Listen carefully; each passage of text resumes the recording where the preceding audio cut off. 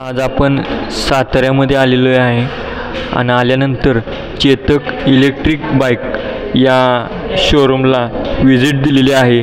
ही कशा प्रकारची बाईक आहे, काय आहे, ह्याचे सर्विस काय आहे, कितपत ही सर्वसामान्य लोकांना वापरण्यासाठी योग्य आहे की नाही आहे हे जाणून घेणार आहोत.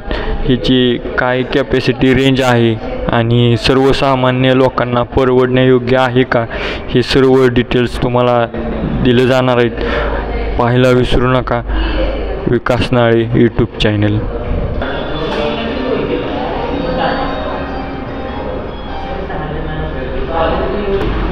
नमस्ते, आपल्या विकास नाळे यूट्यूब चॅनलवरती तुमचं या ठिकाणी स्वागत करतो. या तुमच्या असणाऱ्या चेतक इलेक्ट्रिक बाईकला आपण बाईट घेण्यासाठी आलो. सर्वप्रथम आपलं नाव सांगा. माझं नाव सानिका राजेंद्र साळुंके. मी चेतक शोरूममध्ये वर्क करते आत्ता सध्याला. तर ही बाईक आहे, इलेक्ट्रिक बाईक आहे, कशा पद्धतीची आहे काय हे थोडक्यात आम्हाला जाणून घ्यायचं आहे. त्यासाठी आपण या ठिकाणी आम्ही आलेलो आहे. तर कशा प्रकारची बाईक आहे? हे मॉडेल येतं चेतकमधलं सेकंड टॉप मॉडेल येतं. याची कंपनी क्लेम ॲव्हरेज तुम्हाला 113 दिले. तुम्हाला कस्टमर फीडबॅक 90 ते 95% तुम्हाला इझिली रन करते. जर तुम्ही 40च्या स्पीडनं चालवली तर तुम्हाला ती 100पर्यंत सुद्धा इझिली ॲव्हरेज देते. पूर्ण स्टेनलेस स्टील बॉडी येते. हेडलाईट कवर आणि मडगार्ड फक्त तुमचं फायबरमध्ये येतं. याची कंपनी क्लेम ॲव्हरेज तुम्हाला 113 आहे पूर्ण. आणि ह्याच्यानंतरनं ह्याची ॲव्हरेज किती आहे काय, एक पूर्णपणे जसं की मोबाईलची बॅटरी पूर्ण फुल होते तसे ही कितपत रेंज म्हणजे अंतर ही तुम्हाला एका चार्जमध्ये 95+100पर्यंत ॲव्हरेज येते. 7 वर्ष बॅटरीची लाईफ येते. 3 वर्ष किंवा 50,000 किलोमीटरची तुम्हाला वॉरंटी येते फ्रीमध्ये. तुम्ही वॉरंटीसुद्धा एक्सटेंडेड करू शकता. त्याच्यामध्ये तुम्हाला 6,000 पे करून तुम्ही 2 वर्ष किंवा 50,000 20,000 किलोमीटर वाढवून एक्सटेंडेड करू शकता. ऑल ओव्हर तुम्हाला 70,000 किलोमीटर आणि 5 वर्ष वॉरंटी एक्सटेंडेड होते. ह्या सर्वसाधारण नाही म्हटलं तर ह्या बाईकची काय प्राईज असेल? आत्ता ऑन रोड तुम्हाला चालली आहे 1,37,000. आपल्याकडे 8,300चा एक्सचेंज बोनस डिस्काउंट ऑफर लागले. ऑफर देऊन तुम्हाला 1,28,900ला पडेल ही बाईक. याच्यामध्ये तुम्हाला 4 कलर येतात. मॅट ग्रे कलर येतो, ब्लॅक येतो, ब्ल्यू येतो आणि व्हाईट, सायबर व्हाईट म्हणून एक व्हाईट कलर येतो. ह्याची नाही म्हटलं सर्वसामान्य किती बॅटरी आहेत ह्याच्यामध्ये? याच्यामध्ये तुम्हाला एकच बॅटरी येते. ती तुम्हाला 2.8 किलोवॅटची बॅटरी येते. तुम्हाला या बाईकला चार्जिंग करायला 4 तास, 3.5 ते 4 तास लागतात. 4 तास चार्जिंग केल्यानंतर किती कॅपॅसिटी पार करेल ही किलोमीटर अंतर? एका चार्जिंगमध्ये तुम्हाला 90+ ॲव्हरेज देते गाडी. 90+. आत्तापर्यंत ही गाडी आत्ता आपल्या शोरूममधून किती वर्कआउट म्हणजे हे झाले, सेलिंग झालेली आहे? आत्तापर्यंत आपल्याला 800+ वर्कआउट झालं. ह्या मॉडेलचं तुम्हाला 1000पर्यंत तरी सेलिंग झालेलं आहे. आत्ता जे शाळा वगैरे चालू होत्यात तर ह्याच्यामध्ये आणखीन सेलिंग व्हावं हा या यूट्यूब चॅनलद्वारे किंवा हा व्हिडिओमार्फत सेलिंगचा हा प्रयत्न आहे आपला. आणि सर्वसामान्य म्हटलं तरी सर्वसामान्य लोकांसाठी एकदम सफिशियंट आहे गाडी. जरी तुम्हाला चार्जिंग जसं पेट्रोल बाईकला तुम्हाला जेवढा खर्च होतो त्याच्या निम्म्यापेक्षा कमीत कमी एका चार्जिंगमध्ये तुम्हाला फक्त 20 रुपयाचा खर्च होतो. जे तुम्ही 100 किलोमीटर तरी तुमची गाडी इझिली जाते. भविष्यासाठी तुम्हाला ही खूप म्हणजे अफोर्डेबल आहे, सफिशियंट आहे गाडी, जेणेकरून आपली बचतसुद्धा होऊ शकते. आणि सर्व इलेक्ट्रिक बाईकचा फायदा सर्वात मोठा म्हणजे तुम्ही जी पेट्रोलवरती गाडी चालवता, जेणेकरून ती 110 ते 100 रुपयाचं पेट्रोल तुम्ही खरेदी करून तुमची गाडी एका ठिकाणाहून दुसऱ्या ठिकाणी न्याल. पण हिला सर्वसाधारण नाही म्हटलं तरी 20 रुपयाच्या चार्जिंगमध्ये तुम्ही 80 किलोमीटर अंतर पार करू शकता.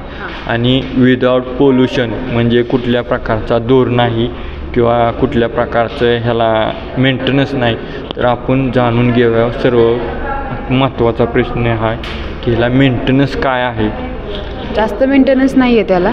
ऑटो गिअर सिस्टीम येते, त्यामुळे गिअर ऑईल येतं, ब्रेक ऑईल येतं, बाकी जास्त मेंटेनन्स नाही. तुम्हाला MCV टेलिमॅटिक या गोष्टींचं अपडेटेशन करावं लागतं. पहिला मेंटेनन्स तुम्हाला 500 किलोमीटरवरती येतो. पहिला मेंटेनन्स 500 किलोमीटरवरती, दुसरा येतो तुम्हाला ते 5000 किलोमीटर, तिसरा 10,000 किलोमीटर. मेंटेनन्स येतो हे आत्ता आपल्याला समजलं, पण कुठल्या प्रकारचा मेंटेनन्स येतो कसं सांगू? म्हणजे गिअर ऑईल बदलणे, ब्रेक ऑईल बदलणे, ते तुम्हाला मेंटेनन्स येतो. बाकीच्या गाड्यांसारखं बेल्ट सिस्टीम नाही आहेत, ऑटो गिअर सिस्टीम येतं आपल्या गाडीला. म्हणजे हा सर्वसामान्य आपण कुठलं काय म्हटलं तरी माणसाला देखील मेंटेनन्स आहे, मोबाईलला देखील आहे. तर आत्तापर्यंत नाही म्हटलं, तुम्ही केव्हापासून ह्या क्षेत्रामध्ये आहात? 6 महिने झाले आहे, आता वर्ष होईल तरी. आणि आपल्या ह्या शोरूमला किती वर्ष झाली? आपल्या शोरूमला आता 1.5 वर्ष पूर्ण होत आलं. 1.5 वर्ष. धन्यवाद, अतिशय सुंदर माहिती. आणि आत्ता या ठिकाणी कुठल्या मोड आहेत काय हे थेट जाणून घेऊया. तर या ठिकाणी सर सांगतात. सर, आता या ठिकाणी हे बटणं आहेत इथं, कुठल्या प्रकारची हे आहेत काय थोडक्यात आम्हाला सांगा.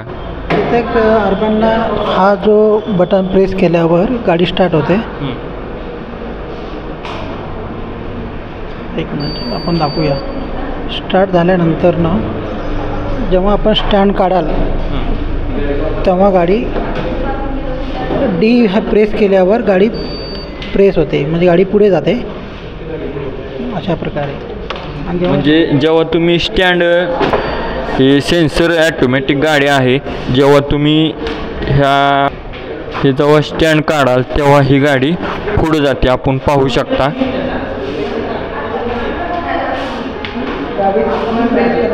हां, आता ही पुढे गेली आणि स्टँड लावून नाही जाणार, सेन्सवर पूर्णपणे या ठिकाणी पाहू शकता स्टँड लागलेला आहे आणि पूर्ण रेस ओढलेली आहे.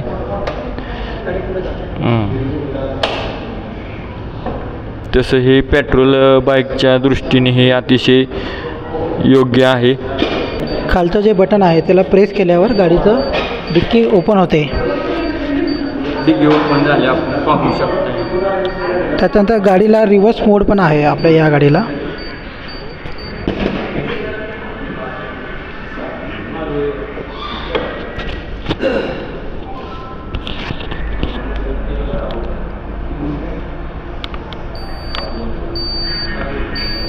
आता ही गाडी रिव्हर्स मध्ये देखील चाललेली आहे.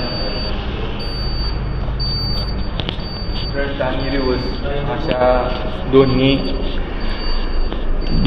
सिस्टीमचा या बाईकला वापर आहे, आपण पाहू शकताय. Upper dipper okay. Horn quality देखील आहे. हां,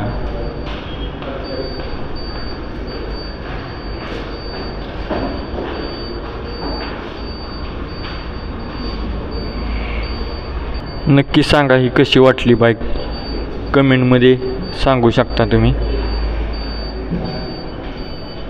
हा जो 5 इयर टॅकपॅक 8,000चा, हा काय विषय आहे? 8,000 म्हणजे जेव्हा आपण गाडी घेतल्यानंतर ना साधारणपणे 5,000 किलोमीटर गाडी पुढे गेल्यावर आणि आत्ता जे रिव्हर्स मोड गाडीला कंपनीकडनं येते त्याचं ते रिव्हर्स मोड संपतं. त्यासाठी कंपनीनं रिव्हर्स मोड पुढे कंटिन्यू चालू करण्यासाठी 8,000चं टॅकपॅक हे रिचार्ज करावं लागतं. आणि ते रिचार्ज केल्यानंतर ना आपले जे बेनिफिट आहेत, तर स्पीड मोड त्याला मिळेल, त्यानंतर ॲसिडिटी मिळेल, त्या रिव्हर्स मोड त्याला मिळेल, त्यानंतर वेगवेगळे स्पोर्ट मोड आहेत. ह्या सगळ्या कनेक्टिव्हिटी त्या गाडीला आपल्याला सगळ्यांना मिळू शकतं. त्यासाठी 5 इयरसाठी हा टॅकपॅक 8,000चा साधारणपणे कस्टमरला मारावा लागेल. म्हणजे तेवढं पार केल्यानंतर नक्की करणं हे गरजेचं आहे. कारण की तुम्हाला हे सगळ्या मोड आवश्यकता असेल तर, अन्यथा गाडी त्या रिव्हर्स मोड सोडून बाकीचं गाडी व्यवस्थित गाडी पुढे जाऊ शकते. ते जर कोणाला रिव्हर्स मोड नको असेल किंवा काय त्याला गरज नसेल तर शेवटी कस्टमरचा निर्णय आहे करायचं का नाही करायचं. नाही केलं तरी काय अडचण नाही, पण केलं तर तुम्हाला बाकी सगळ्या बेनिफिट त्या सगळ्या कस्टमरला मिळेल. ओके, धन्यवाद.